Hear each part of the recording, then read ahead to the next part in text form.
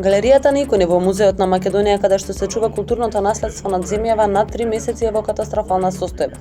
Од она што може да се види внатре, икони кои датираат од почетокот на 14 век се чуваат во несоодветни услови, а допрва ќе се проценува и штетата за нив. Како што посочија министерот за култура Роберт Алагјозовски и веде директорот на Музеот на Македонија Гордан Николов, целиот музеј е запоставен од претходната власт, која најавувала луксузни градби во доменот на културата, додека во исто време не се грижеле за оваа национална установа.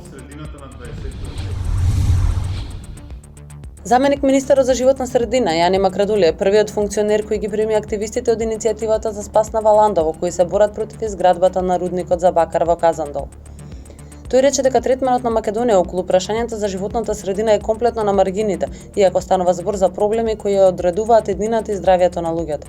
Макрадули смета дека на Македонија итно треба еколошки прива и сериозен притисок од граѓаните кон институциите.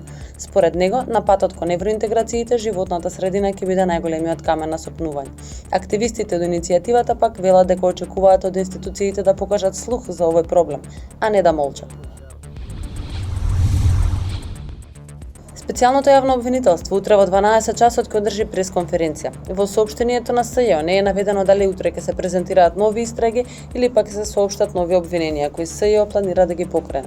Инаку мандатот на СЈО истекува за 2 дена, а од обвинителството најавија дека деновиве ќе отворат нови истраги и ќе покренат нови обвиненија. СЈО очекува дел од обвиненијата да бидат прифатени, а дел отфрлени.